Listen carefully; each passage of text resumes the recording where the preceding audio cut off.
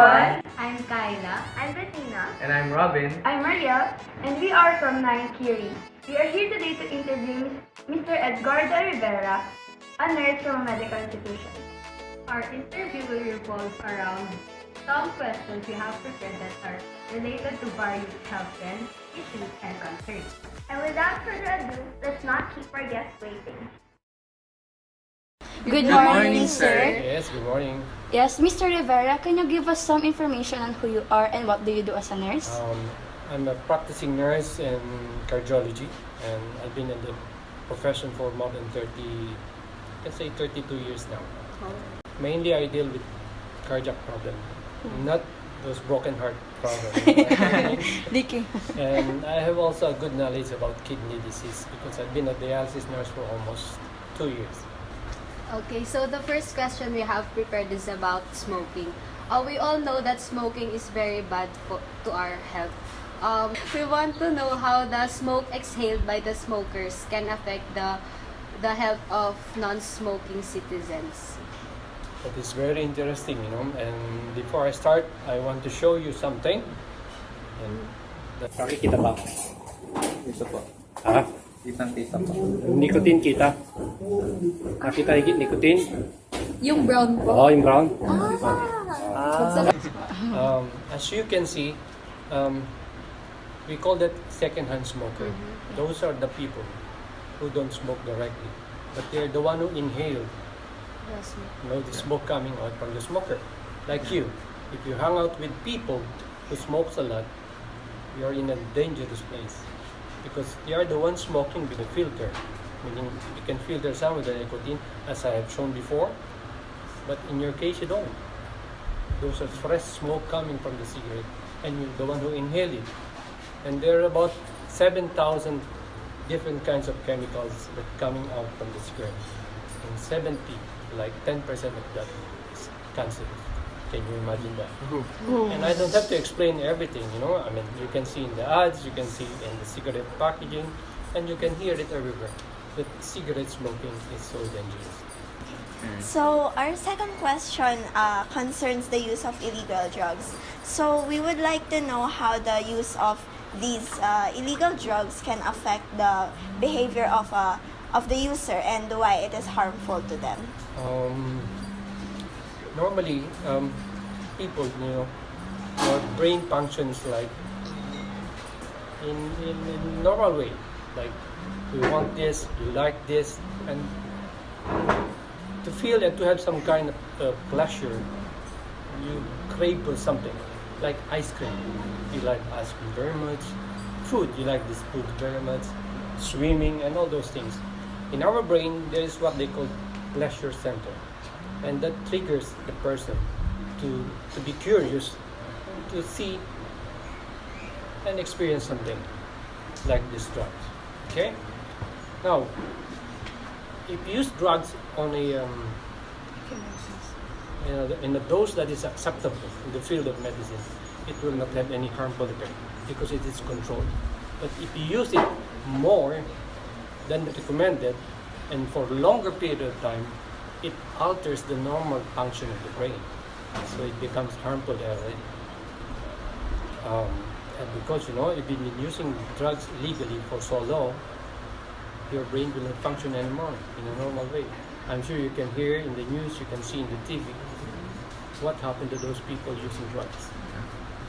They kill their own family, they rape their own children, and because their mind is not functioning normally. Because of those drugs, they kill the normal cells in the brain, and it alters the normal function of the brain. For our third question, we would like to know about HIV or AIDS, which is normally known, usually it is sexually transmitted disease.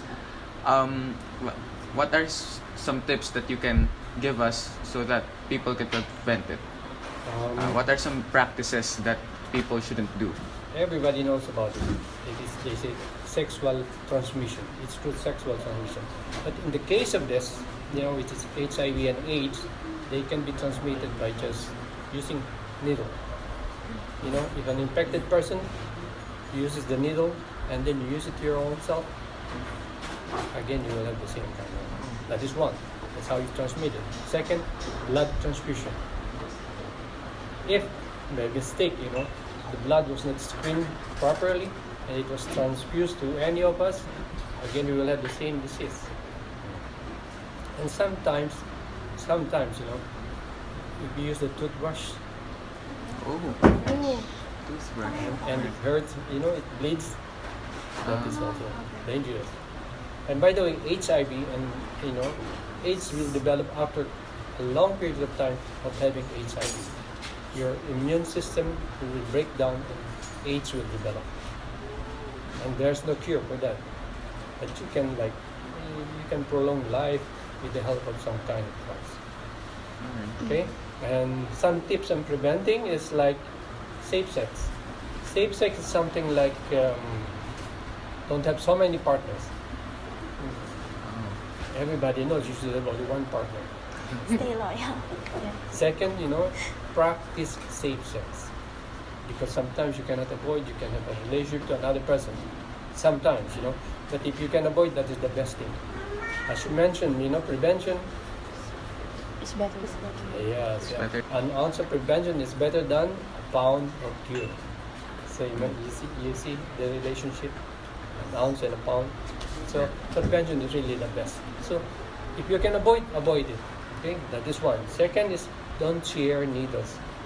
I mean, you're not in your right mind if you share needles. Okay, and of course exposure. Of course, practice hygiene and all those things. Okay. Next question. Okay, so Mr. Rivera, we would like to ask you how we can help somebody to change their lifestyle without directly telling them to do so. So the reason why we ask this question is because there are occasionally when we point out the wrong health practices of someone, they get rather aggressive, and so we would like to know how we can approach them properly so as not to take into consideration their feelings. I can understand why they react that way, because you point out something that is so offensive to them, like telling them what you're doing is wrong. That is a normal reaction of people. In this case, most likely education is the best, educating people. Because in the first place, if you point out something wrong, a wrong practice to a person, there's already a negative effect. So I don't think it's a good idea. So education is really the best. Education starts from the family, the school, and then the local government, the community, and the whole nation. That is the best. And of course, together with the government, we should practice it, like control of these drugs, and everything will be okay. And another thing I believe is like putting up like a something that will divert their mind into more productive practices, like sports,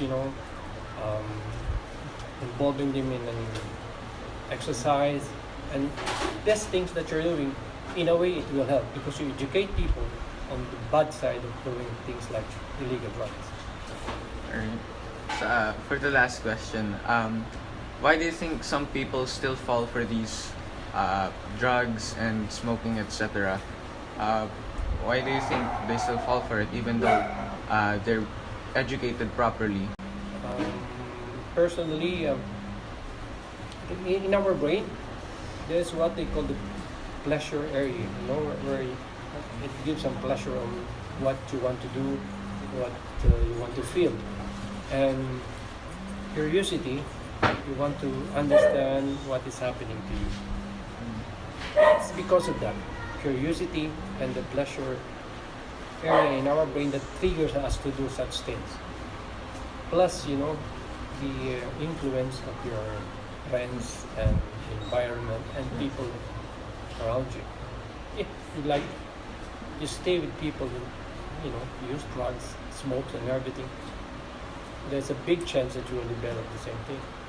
You will smoke, you will use drugs, and I think that is the reason why. But if you put them away to those people, there's a big chance, it will be alright. Nothing will happen to them. Again, I believe it's the pleasure and plus the curiosity. Trying it once, just once, you will have that kind of feeling, and you will feel yourself like, oh, this is something new. And then you will try again. No, 6 feet. I don't think you want that. Especially you people, young kids, you're smart. Thank you very much, sir. You gave us very informative answers, and to all those viewers there. Yes. Thank you very much, sir. Thank you also, and hopefully I was able to answer all your queries, and good luck to you. Thank you, sir. Thank you, Paul.